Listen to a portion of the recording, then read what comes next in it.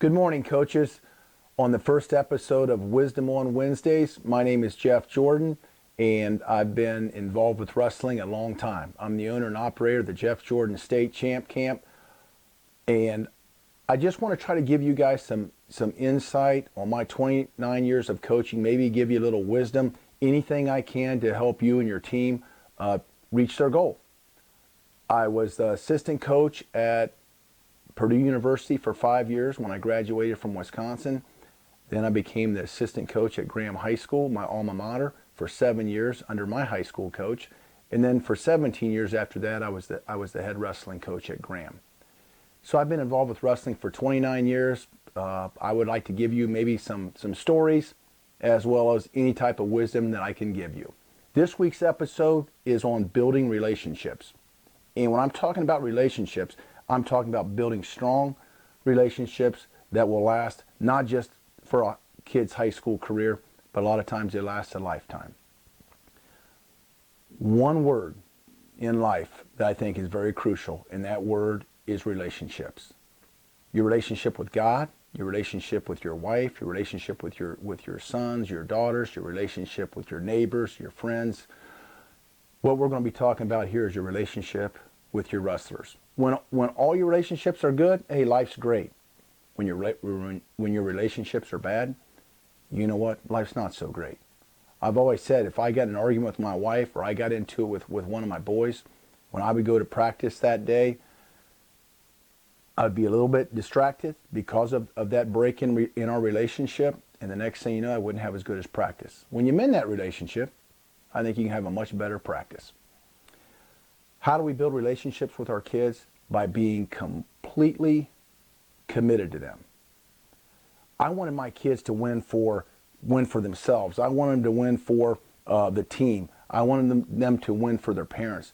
But I have a lot of pride and a lot of ego. I also wanted them to win for Jeff Jordan.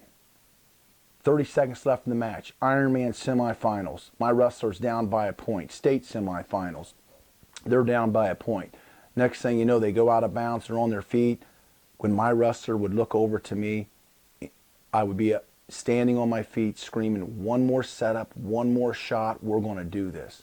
Then, of course, hopefully your kid gets the takedown and you celebrate with him after the match and life is great.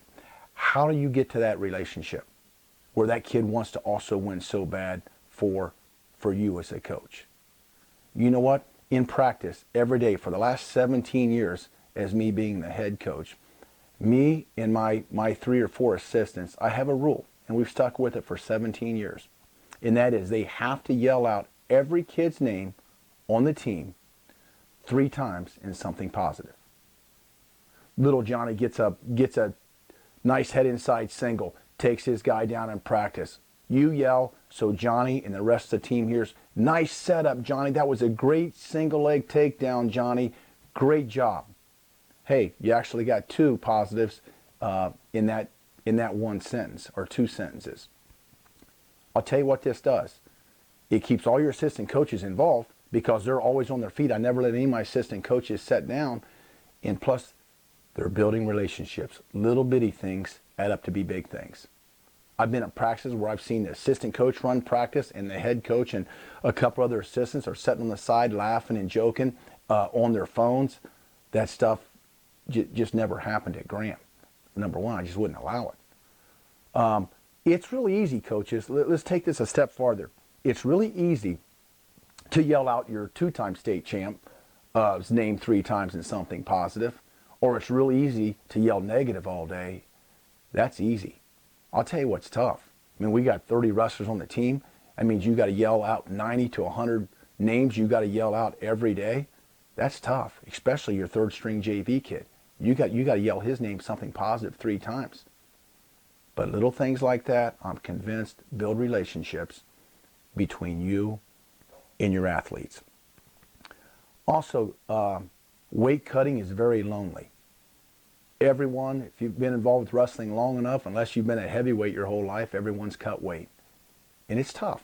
It's a very lonely thing. I have a lot of guys cut weight to number 1, make the team, or number 2, to try to put themselves in the best position they can to make a run at winning the state, placing the state, or making the state. and it's lonely. Our high school practice goes from 2:30 to 4 o'clock.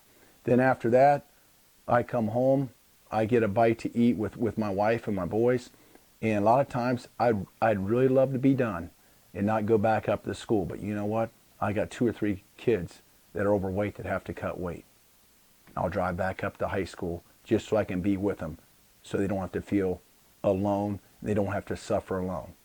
I put them through another hour workout of weight cutting, and then when they get done, I give them a back rub, and I tell them this is the reason why we're cutting weight, why it's going to put ourselves in a position to reach our goals. Sometimes, again, coaches always come back to little things add up to be big things.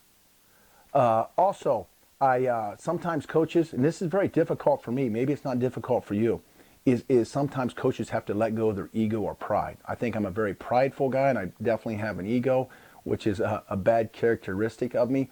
But I had an 8th grader that caused all kinds of trouble. He was just squirrely, nothing bad, but he was just a squirrely kid in 8th grade. He actually got suspended for a couple of days from school. I told all my assistant coaches, even the junior high coach, when this kid gets to high school, I'm not going to spend any time with him. If he messes up one time, I'm kicking him off the team. What's amazing is for the first 4 months of school until practice started, this guy caused absolutely no trouble at all. But what's amazing is when practice started, for the first month, I didn't yell his name out 3 times. Yelled every other kid's name out 3 times in something positive, except this kid. And finally, after the first month, this kid was doing everything right. We shake hands every day after practice, where every coach has to shake every kid's wrestler's hand, and they got to shake every coach's hand as well as the other wrestlers, their teammates. And this kid would walk by me, I'd kind of turn my head, and he would shake my hand and give my hand a hard squeeze. He just wanted attention. Finally, after a month, I let go of my pride and my ego, and I took this kid in to the office, and I apologized to him. Told him I'm sorry.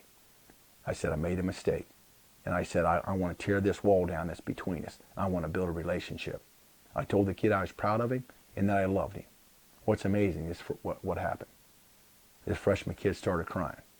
And he thanked me, told me he loved me, and he wanted to build a relationship. What's amazing, that year that kid got second in the state as a freshman. And to this day, he's been one of my favorite wrestlers, and we have a great relationship. Again, coaches, little things add up to be big things.